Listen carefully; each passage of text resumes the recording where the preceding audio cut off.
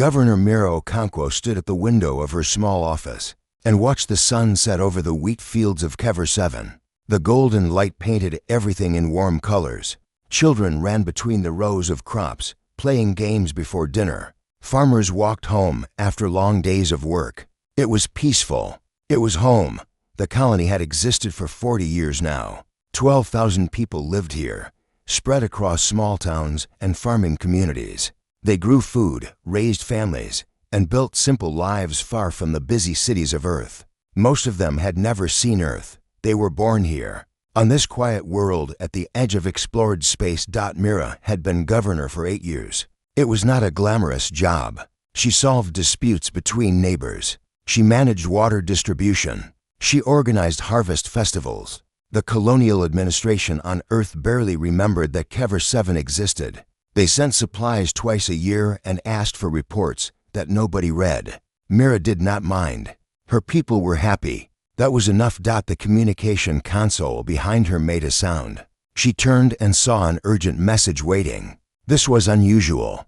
Kever 7 rarely received urgent messages. She opened it and began to read. Her hands started to shake. The message came from a Vreth Dominion military commander. It informed her that the entire Outer Reach sector, including the Kever system, now belonged to the Vreth Dominion. All human inhabitants had 30 standard days to evacuate. Any humans remaining after this period would become subjects of the Dominion. Resistance would result in immediate military action. Mira read the message 3 times. She could not believe what she was seeing. The Vreth Dominion was a powerful alien empire that controlled hundreds of star systems. Everyone knew about them. Everyone feared them.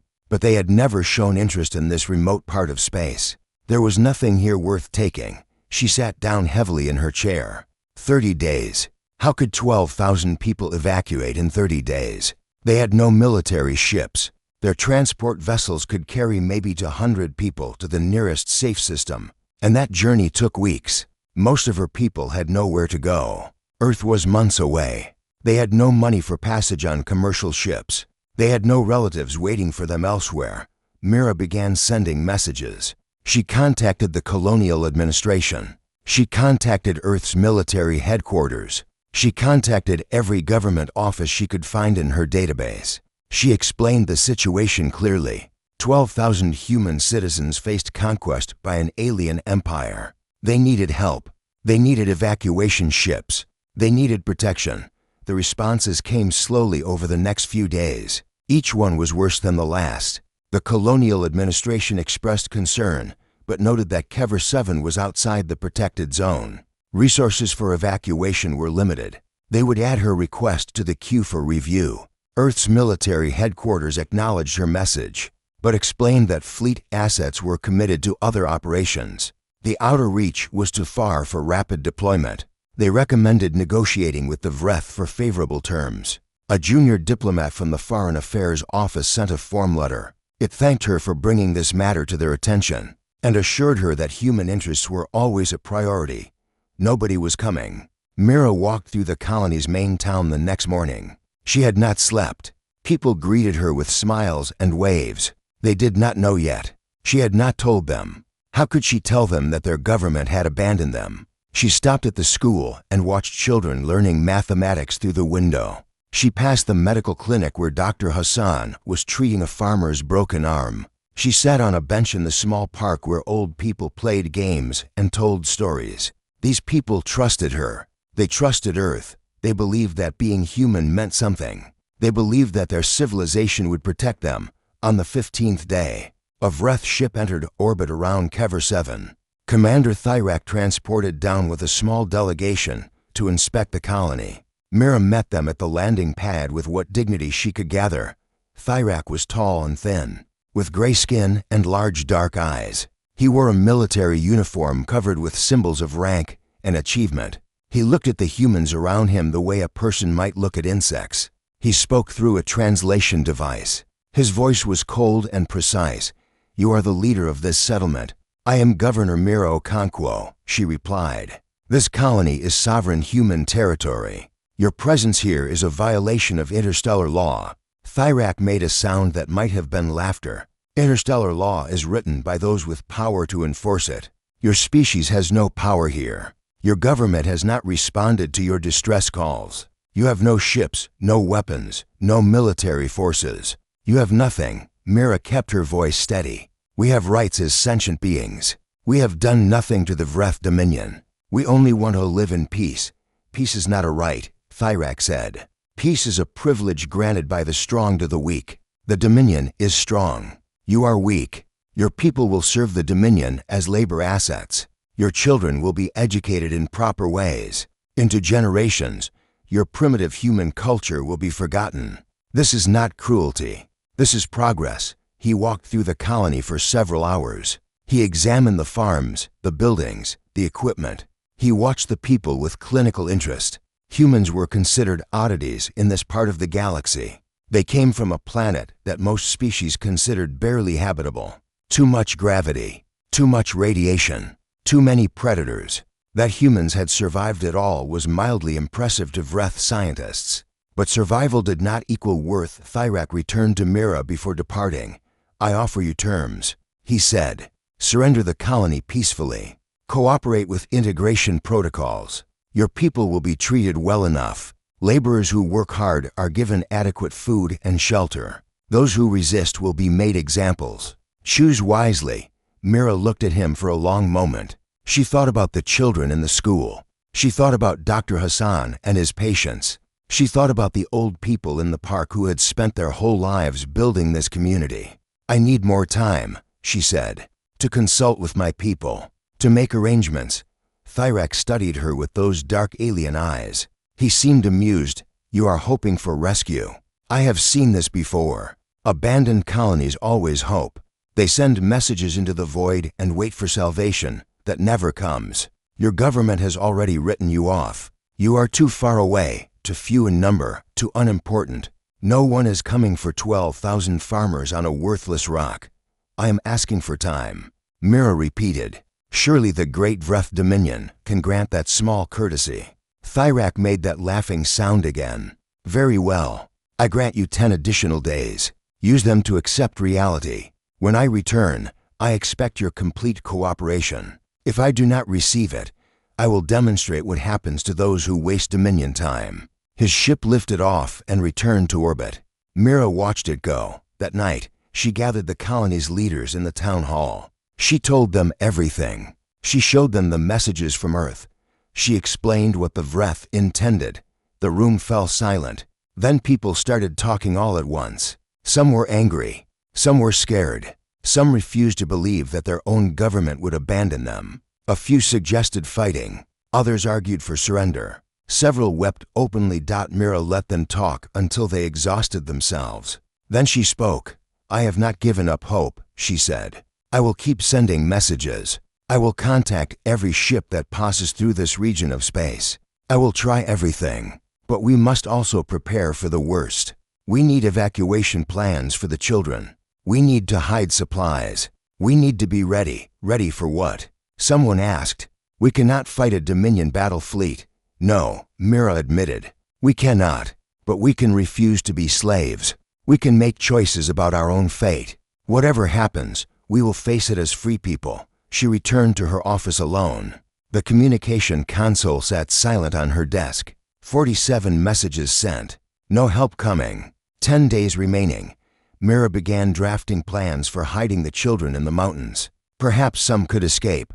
Perhaps a few would survive to remember what Kever 7 had been. It was not much hope, but it was all she had. She worked through the night. The colony slept around her, unaware that their world was ending.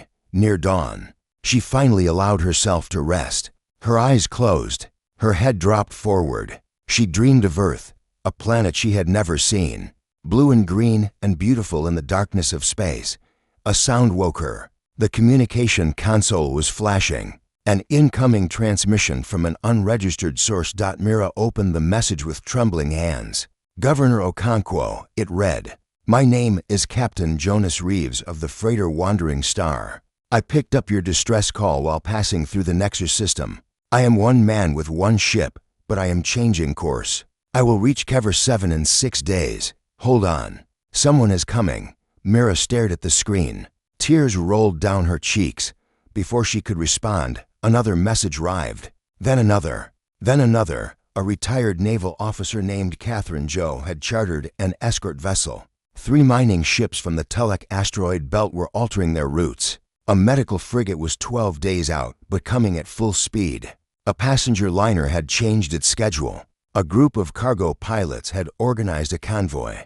The messages kept coming as the sun rose over Kever 7. Ordinary people, civilians, strangers who had heard that a human colony faced extinction. Captain Jonas Reeves had been hauling cargo through the outer systems for 20 years. He knew every shipping lane, every fuel station, every forgotten outpost where a man could get a hot meal and a cold drink. He had seen a lot of things in those years. He had helped stranded ships. He had faced pirates.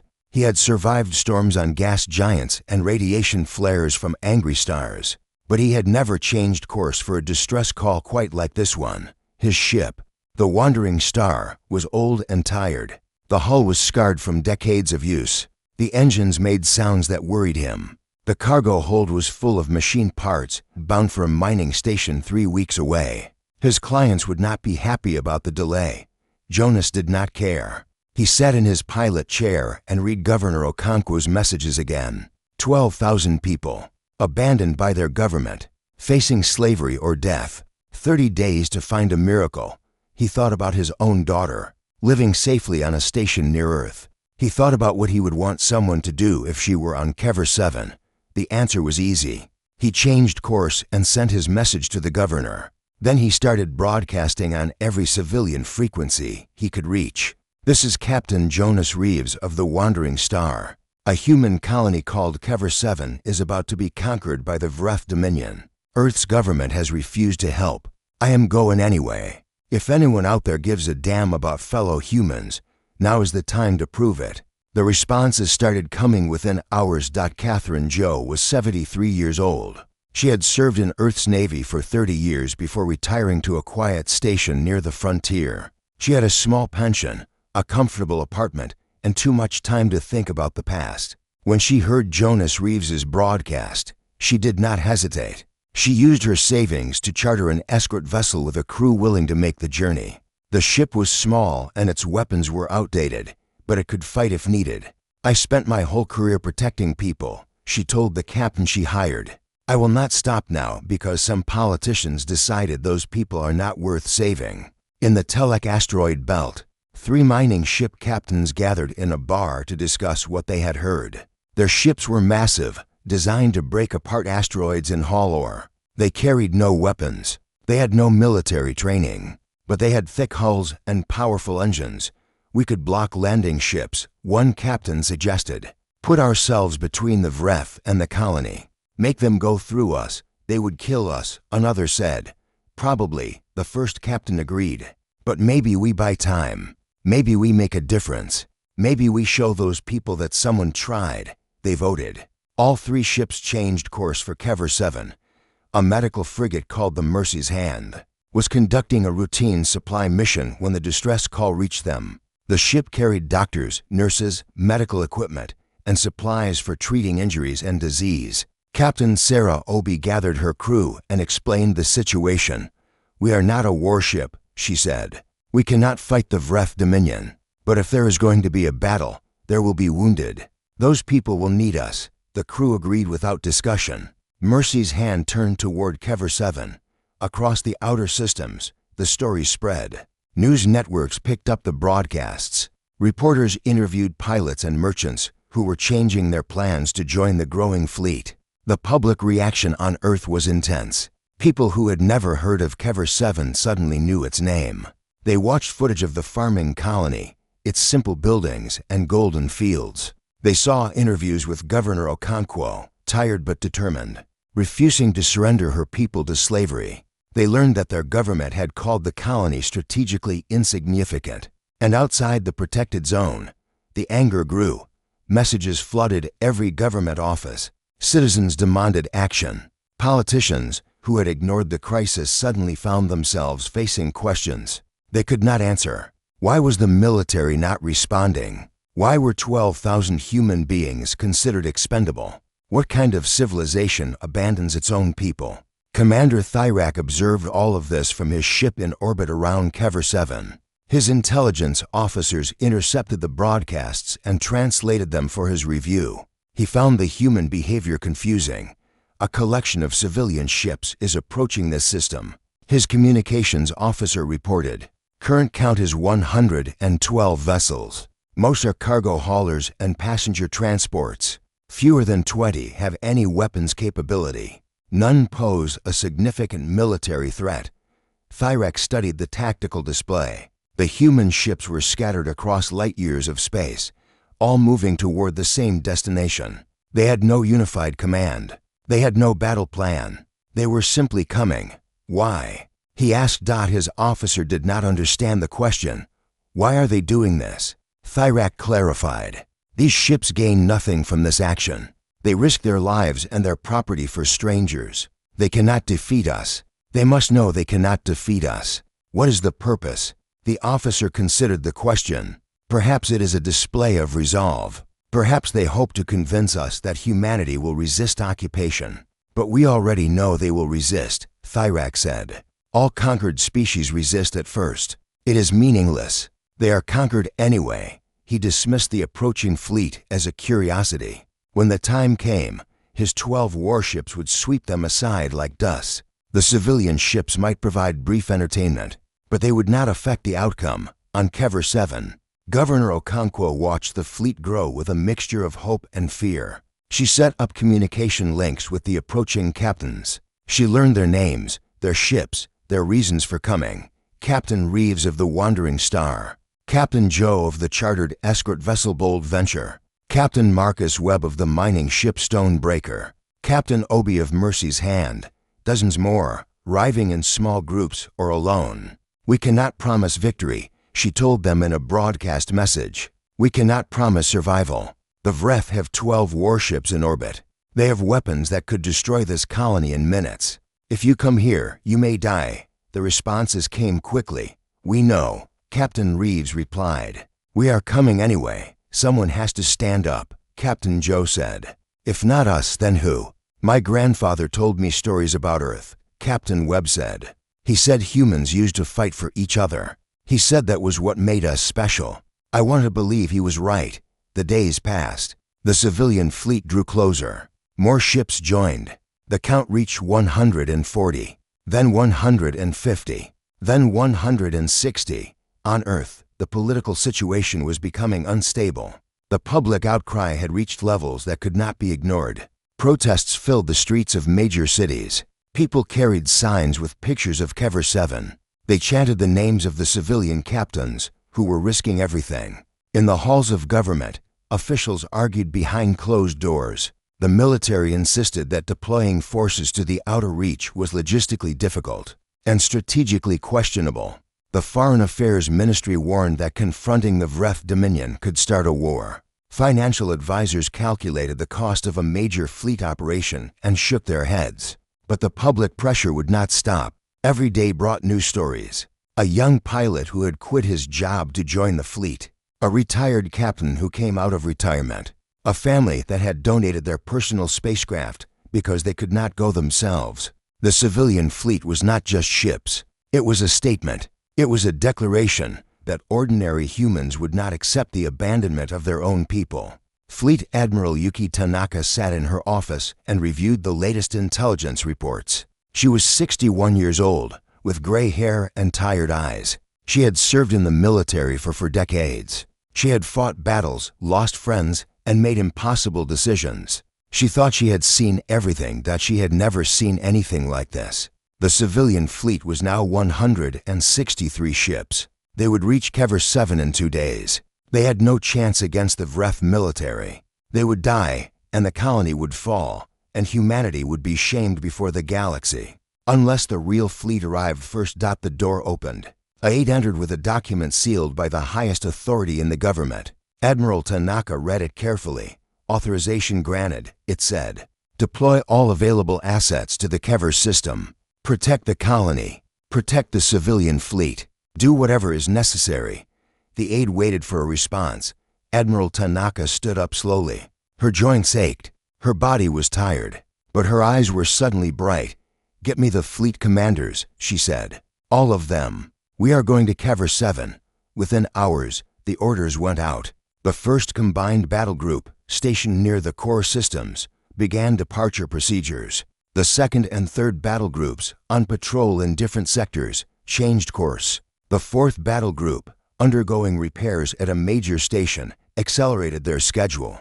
The fifth battle group, the largest and most powerful, received special orders to lead the formation. Carriers loaded fighter wings. Dreadnoughts powered up their massive weapons. Supply ships filled their holds. Troop transports prepared for possible ground operations. It was the largest military deployment in human history. 412 warships, over 2 million personnel, enough firepower to crack planets.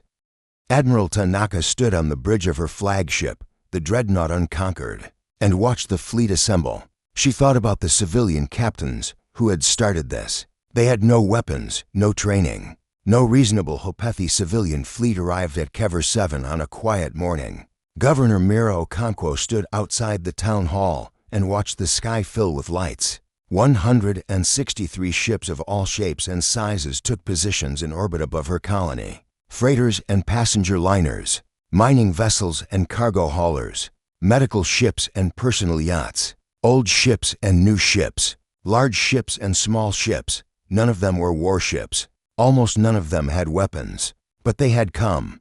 Captain Jonas Reeves took informal command of the fleet through a communication network they had built during the journey. He was not a military man. He had never commanded anything larger than his own freighter. But the other captains looked to him because he had been the first to respond. He had started this. "All right, everyone," he broadcast to the fleet. "We all know why we are here. We all know what we are facing. 12 Vreth warships are in orbit on the other side of this planet. They have weapons that could destroy all of us in minutes. They will probably laugh when they see what we are." He paused. Through his cockpit window, he could see the blue and green surface of Kever 7 below. Somewhere down there, 12,000 people were waiting to learn their fate. "We are not soldiers," he continued. "We are not heroes. We are just people who could not look away. Whatever happens next, I want you all to know that I am proud to be here with you. Whatever happens next, we did not abandon our own." The responses came from across the fleet. Words of agreement, words of courage, words of fear honestly admitted. Captain Catherine Joe, the retired naval officer, offered tactical advice. Captain Sarah Obi of the medical frigate reported her ship was ready to treat casualties. Captain Marcus Webb of the mining ship Stonebreaker suggested using the big mining vessels as shields for the smaller ships.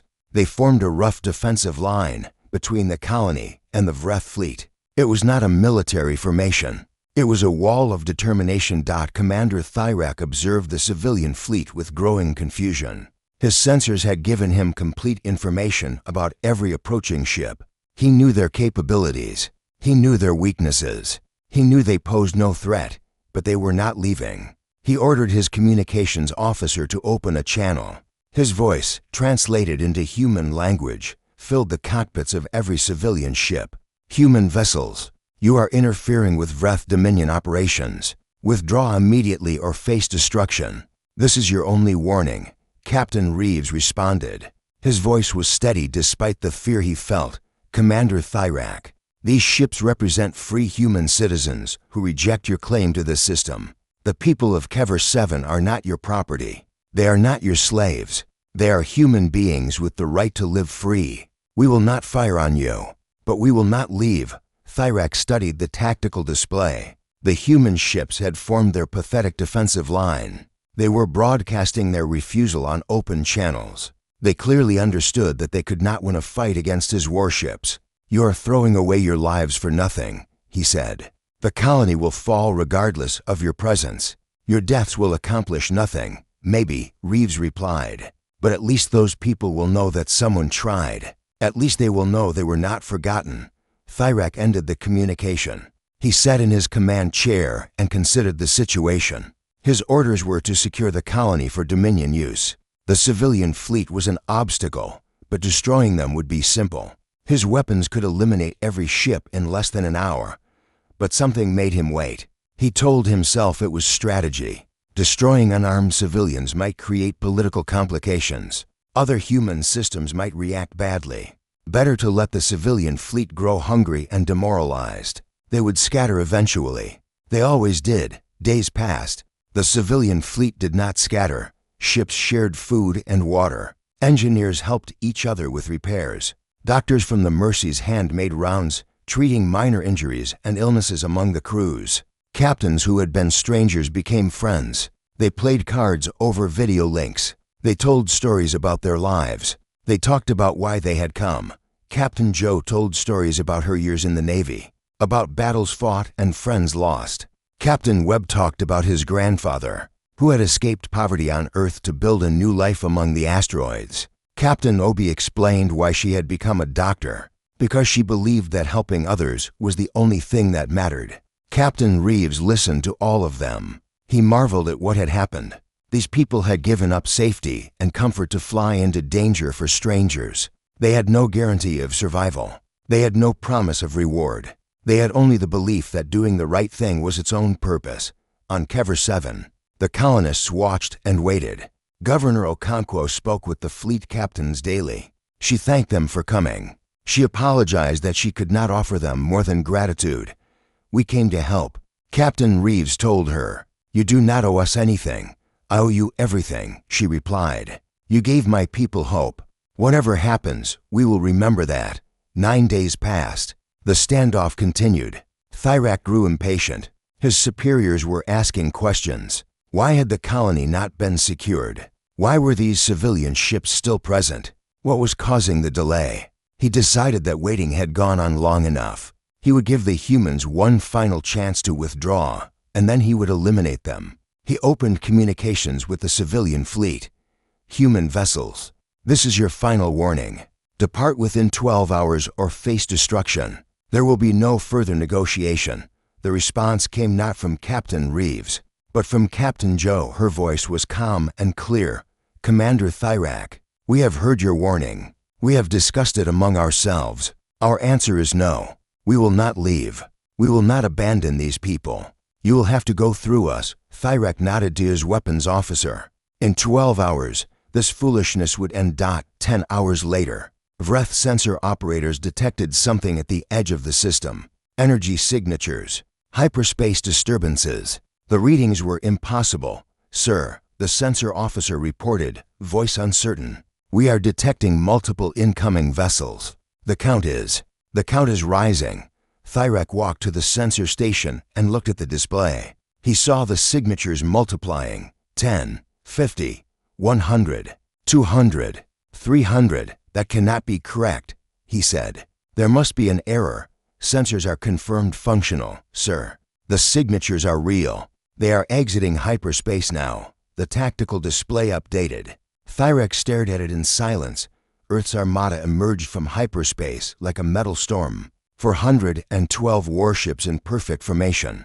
Carriers the size of mountains. Dreadnoughts bristling with weapons. Cruisers and destroyers in precise squadrons. Support vessels and logistics ships stretching across thousands of kilometers. It was the largest military force humanity had ever assembled. At the head of the formation flew the dreadnought Unconquered, flagship of Fleet Admiral Yuki Tanaka. Its hull was covered with weapons that could crack planets. Its engines burned with power that could move moons. It was a machine built for war, and it had come ready to fight. Admiral Tanaka opened communications on all frequencies. Her voice reached every Vreth ship, every civilian vessel, and every receiver on Kever 7. "This is Fleet Admiral Yuki Tanaka of the Earth Combined Fleet. Kever 7 is a human colony. Its people are human citizens. They are under our protection. Vreth Dominion forces will withdraw immediately from this system. Any hostile action against the colony or the civilian fleet will be considered an act of war and will be met with overwhelming force. This is not a negotiation. This is a statement of fact." Commander Thyrak looked at his tactical display. 12 Vreth warships faced 412 human warships. The firepower difference was beyond calculation. His entire fleet could be destroyed before his weapons even reached their targets. He opened a channel to his superiors on the Dominion homeworld. His report was brief and accurate. The situation had changed. Humanity had responded. The outer reach was no longer UNDEFENDED. On the civilian freighter Wandering Star, Captain Jonas Reeves sat in his pilot chair and stared at the armada surrounding him. He had never seen so many ships. He had never imagined so many ships could exist. Tears ran down his weathered face. Captain Jo came on the communication channel. Her voice was thick with emotion. "They came," she said. "They actually came." Captain Webb of the Stone Breaker laughed out loud. "Did you see the size of those dreadnoughts? They are bigger than asteroids." Captain Obi of the Mercy's Hand spoke quietly. "Those people on the colony, they are safe now. They are going to be safe." The civilian fleet held its position. They had come to stand between the colony and danger. They had expected to die. Now they watched as the greatest military force in human history took position around them. On Kever 7, Governor Miro Okonkwo walked outside the town hall. Night had fallen, but the sky was bright. Hundreds of new lights had appeared among the stars. The armada had come. Colonists poured out of their homes. They looked up at the sky with wonder and tears. Children pointed at the lights and asked what they were. Parents tried to explain. "Those are ships from Earth," one mother told her daughter. Commander Thyrak stood on the bridge of his warship and stared at the tactical display. The numbers had not changed. 12 Vreth ships against 412 human warships. His fleet was surrounded, outgunned, and completely overmatched. He sent an emergency message to Dominion High Command. His report was factual and precise. He described the human armada in detail. He listed ship types, weapons estimates, and formation analysis. He noted that the human fleet had appeared within days of the crisis, suggesting rapid mobilization capabilities that Dominion intelligence had failed to predict. The response from High Command came within hours. They demanded confirmation. They could not believe that humans were capable of projecting such force to the edge of their territory. The outer reach was supposed to be undefended. That was why the Dominion had chosen it for expansion. Thyrak confirmed everything. He transmitted sensor data, visual recordings, and his own professional assessment. The human armada was real. It was massive, and it was not leaving. High Command went silent for a long time. Admiral Yuki Tanaka watched the Vreth fleet from the Bridge of the Unconquered. Her ships had formed a protective sphere around both the colony and the civilian fleet. The Vreth were trapped in the middle, their weapons useless against the overwhelming firepower arrayed against them. She could destroy them easily. A single command would unleash enough energy to turn those 12 ships into scattered atoms. It would be quick and decisive. It would send a clear message to the Vreth Dominion about the cost of threatening human colonies. But Admiral Tanaka did not give that command. She opened a direct communication channel to Commander Thyrak. "Commander, this is Admiral Tanaka. I believe we should talk." Thyrak hesitated before responding. In Vreth culture, speaking with an enemy was a sign of weakness, but he also recognized that fighting was impossible. Perhaps talking was the only option left. "I am listening, Admiral. You have two choices," Tanaka said. Her voice was calm and clear, without anger or boasting. "You can withdraw your forces peacefully. We will not pursue. We will not attack. You can return to Dominion space and report that the sector is no longer available for expansion. Or you can fight, and we will destroy you. Those are your only options." Thyrak considered her words. He was a military officer with decades of experience. He understood power and its uses. He understood when a battle could be won and when it could not. "Why?" he asked. "Why what? Why did you come? This colony has no strategic value. The people here are farmers. They contribute nothing to your civilization's power. The resources expended on this fleet deployment could have been used for 100 other purposes. Why waste them on such insignificant people?" Admiral Tanaka was quiet for a moment. When she spoke, her voice had changed. It was softer, more personal. "They are not insignificant. They are human beings. They trusted their government to protect them. That trust was almost betrayed. It will not be betrayed today." Thyrak did not understand. In Vreth society, value was measured by contribution. Those who contributed much were protected. Those who contributed little were expendable. This was logical. This was efficient. This was how strong civilization survived. Your government refused to help them, he said. Your officials declared them outside the protected zone. They were abandoned. How does their situation now change their value?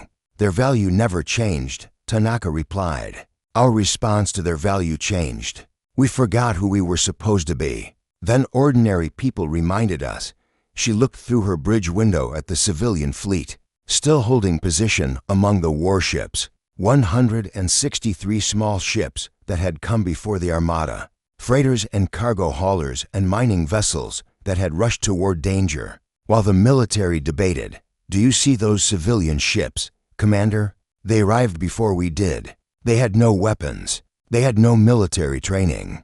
They knew they could not defeat you, but they came anyway because they could not accept that their fellow humans would be enslaved. They risked their lives for strangers. They shamed us into action." Thyrek studied the civilian fleet on his display. He had dismissed them as irrelevant. Now he began to understand their significance. They were willing to die for nothing, he said. For people they had never met. For a cause they could not win. Yes, this makes no sense. This is not how rational beings behave. Perhaps not, Tanaka agreed. But it is how humans behave. At least, it is how we behave when we are at our best. We fail often. We are selfish and short-sighted and cruel to each other. But sometimes when it matters most, we remember that we are all connected. We remember that every human life has value. We remember that protecting each other is more important than protecting ourselves. Thyrek fell silent. He thought about the species his dominion had conquered over the centuries. Some had been strong, with powerful militaries and advanced technology. They had fallen because they fought as individuals, each protecting only their own interests. When the Dominion applied pressure, they fractured. When the Dominion offered deals, they betrayed each other. They were predictable because they were rational. Humans were not rational. Humans sent civilian ships to face warships. Humans mobilized their entire military for 12,000 farmers. Humans valued each other beyond any logical measure. This made them unpredictable. This made them dangerous. I must consult with High Command, Thyrek said. Take your time. Tanaka replied. We are not going anywhere. The hours passed. Thyrek communicated with his superiors through encrypted channels. The debate within Dominion High Command was intense. Some officials wanted to test human resolve. They argued that the Armada might be a bluff, that humans would not actually fight for such a small stake. Others pointed to the evidence. The civilian fleet had not been a bluff. Those humans had truly intended to die for the colony. If ordinary civilians showed such commitment, what would the military do? The risk of provoking a full war with humanity was too great. In the end, calculation won over pride. The Vreth Dominion had built its empire through careful strategy, not reckless aggression. They knew when to advance and when to retreat. This was a time to retreat. Commander Thyrek received his orders. He was to withdraw his forces from the Kever system. He was to return to Dominion space without engaging the humans. The Outer Reach sector would be reclassified as a buffer zone, subject to future diplomatic negotiations. He accepted the orders without complaint. A good officer knew when to fight and when to preserve his forces for another day. Before giving the withdrawal command, he opened one final communication with Admiral Tanaka. Admiral, my fleet will withdraw as you requested. I will not pretend to be satisfied with this outcome, but I will admit that I have learned something today. What have you learned, Commander? Thyrek chose his words carefully. He was a military officer, not a philosopher, but he had spent his career studying the enemies of the Dominion, understanding their strengths and weaknesses. Today he had seen something new. The Dominion has conquered species with greater military power than yours. We have defeated civilizations with more advanced technology. They fell because they were divided. They fought for themselves, not for each other. When we pressed them, they broke. He paused, looking at the human fleet on his display. 400 warships, 100 civilian ships, all of them here for 12,000 farmers on a worthless rock. You are different. I do not fully understand why. I do not understand what makes your species willing to die for strangers. But I understand that it makes you strong. It makes you unpredictable. It makes you an enemy the Dominion should not underestimate. Admiral Tanaka listened to his words. She did not feel pride. She felt only relief that the crisis would end without bloodshed. "We have failed this test before," she told him honestly. "We have abandoned our own people. We have betrayed our values. We have chosen comfort over courage. Today we did better. Tomorrow we might fail again. The struggle is constant." Thyrak considered this response. It was strangely honest for a military commander speaking to a defeated enemy. Most species would boast of their strength, declare their superiority, demand concessions. Tanaka simply admitted the truth. "Perhaps that is why you are strong," he said. "You do not pretend to be perfect. You only try to be better. That is all we can do, Commander. That is all anyone can do." Thyrak gave the withdrawal order. His 12 warships powered up their engines and began moving toward the edge of the system. They did not fire. They did not threaten. They simply left. Admiral Tanaka watched them go. She felt the tension on her bridge slowly release. Officers who had been rigid with anticipation began to relax. Voices returned to normal levels. The crisis was ending. She opened a channel to Governor Okonkwo on Kever 7. "Governor, the Vreth are withdrawing. Your colony is safe." The response came immediately, filled with emotion. "Admiral, I do not have words to thank you. I do not have words for any of this. We thought we were going to die. We thought no one was coming. Someone came," Tanaka said. She looked again at the civilian fleet. "Someone came before we did. The captains who arrived in those freighters and mining ships. They are the ones who deserve your thanks. They reminded us what we are supposed to be." Governor Okonkwo was crying openly now. "Can I speak with them? Can I thank them directly?" "Of course. I will arrange a communication link." Within minutes, the governor was speaking with Kate. Vreth fleet disappeared into hyperspace, and the people of Kever 7 began to celebrate. The sounds of joy filled every town and village. Families who had prepared for the worst now laughed and cried together. Children who had been hidden in mountain caves emerged to find their homes still standing, their world still free. Governor Miro Okonkwo walked through the main settlement as the celebrations continued around her. People hugged her, thanked her, praised her leadership. She accepted their gratitude with a tired smile, but she knew the truth. She had not saved them. She had sent desperate messages that were ignored. She had prepared for surrender while hoping for a miracle. The miracle had come from others. From Captain Reeves and his freighter. From Captain Joe and her chartered vessel. From the mining ships and medical frigates and cargo haulers that had rushed toward danger. From the ordinary people who had reminded their government what humanity was supposed to mean. And finally, from Admiral Tanaka and the Armada that had sealed the victory. The civilian fleet received orders to return home. Their mission was complete. They had held the line until the military arrived, and now they could go back to their normal lives. But before they left, Admiral Tanaka arranged something special. A ceremony was held in orbit above Kever 7. The civilian ships gathered information. Surrounded by the warships of the Earth Combined Fleet, Admiral Tanaka broadcast her words to every vessel and to the colony below. "What happened here will be remembered," she said. "Not because of the military operation, not because of the ships or the weapons or the strategic calculations. It will be remembered because ordinary people refused to accept injustice. They had no power, no authority, no reason to believe they could make a difference. But they came anyway. They stood between the innocent and the aggressor. They reminded all of us what courage looks like." She paused, looking at the civilian fleet on her display. Captain Jonas Reeves, Captain Catherine Joe, Captain Marcus Webb, Captain Sarah Obi, and every other captain and crew member who answered the call. "The Earth Combined Fleet salutes you. The people of Kever 7 salute you. Humanity salutes you." The warships activated their running lights in a pattern reserved for the highest honors.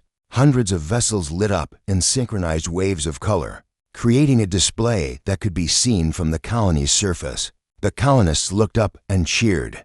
Captain Reeves watched the display from the cockpit of the Wandering Star. He felt embarrassed by the attention. He had not done anything that anyone else would not have done.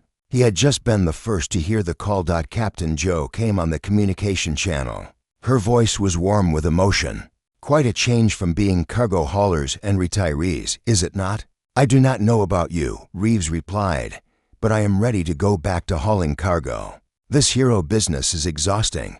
The other civilian captains laughed. They had shared something extraordinary, and now they would return to ordinary lives. But they would carry this experience with them forever. They would know that once, when it mattered, they had chosen to do the right thing. The civilian fleet departed over the following days. Each ship received supplies and fuel from the military vessels. Each captain received personal thanks from Admiral Tanaka. News networks across human space broadcast their stories, turning them into celebrities whether they wanted it or not.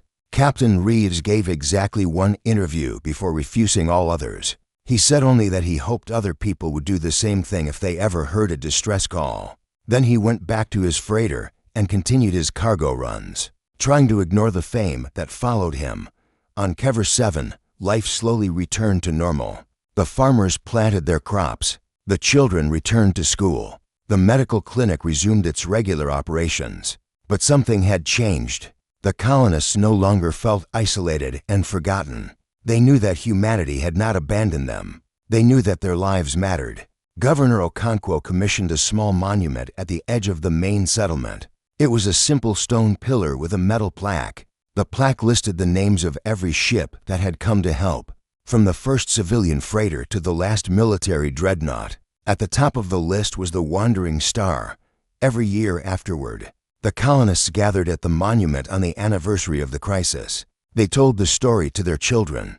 They spoke the names of the ships and captains who had saved them. They remembered Admiral Tanaka visited the colony before the Armada departed. She walked through the fields and spoke with the farmers. She ate bread made from Kever wheat and drank water from Kever wells. She wanted to understand what she had fought for. An old man approached her as she rested on a bench in the settlement's small park.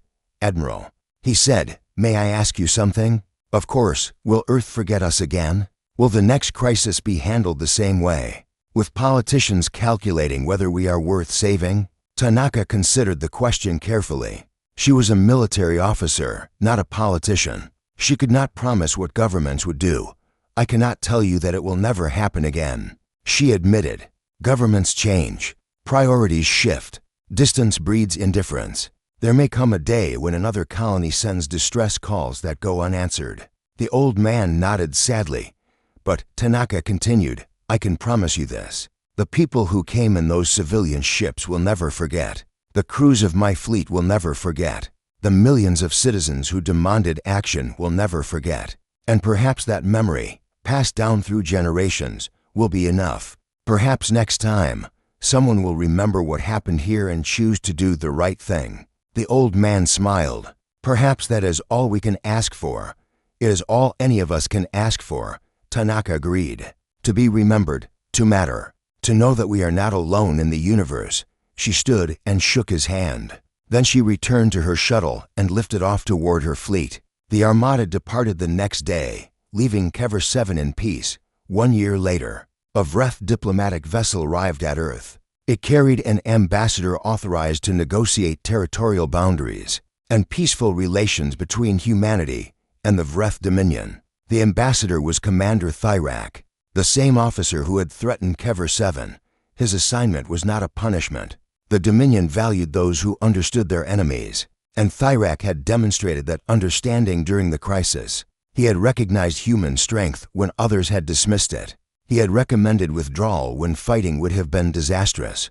Now he was tasked with learning more about this strange species. He met with human diplomats in a secure facility on Earth's surface. The negotiations were long and detailed, covering trade rights, border zones, and conflict resolution procedures.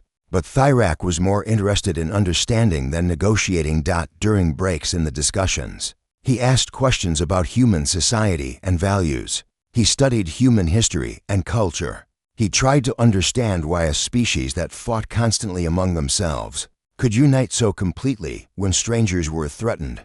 One evening, he sat alone in his quarters and composed a report for Dominion High Command. He had been asked to assess humanity's strengths and weaknesses, to predict how they would behave in future conflicts. His assessment was honest. "Humanity is not a unified civilization," he wrote. "They are divided by nations, cultures, languages, and beliefs. They fight among themselves constantly. They are selfish, short-sighted, and often cruel to each other. By any rational measure, they should be easy to conquer. He paused, considering his next words carefully, but they have something that defies rational analysis. When their own people are threatened, they unite with a speed and ferocity that we have not seen in any other species. They will sacrifice themselves for strangers. They will risk everything for those they have never met. They will send civilian ships to face warships because they cannot accept the abandonment of their own. He thought about Captain Reeves and the civilian fleet. He thought about Admiral Tanaka and her armada. He thought about Governor Okonkwo, standing defiant in the face of conquest. I do not fully understand this trait, he continued. I cannot explain it in terms of evolutionary advantage or social structure, but I believe it is the source of their strength. They are not strong because they are unified. They are strong because they choose unity when it matters most, even when every rational calculation says they should not. He finished his report with a recommendation. The Dominion should not attempt to conquer humanity. The cost would be too high. Instead, we should seek peaceful coexistence. We should trade with them, learn from them, and perhaps even ally with them against common threats. Humanity may be strange and unpredictable, but they are also capable of greatness. It would be better to have them as friends than as enemies. He transmitted the report and sat back in his chair. Through his window, he could see the lights of Earth's cities glowing in the darkness. Billions of humans lived down there, going about their ordinary lives, unaware of the crisis that had almost happened at the edge of their territory. But somewhere among those billions were the people who had answered the call, the captains and crews who had risked everything, the citizens who had demanded action, the leaders who had finally listened. They were not perfect. They were flawed and contradictory and often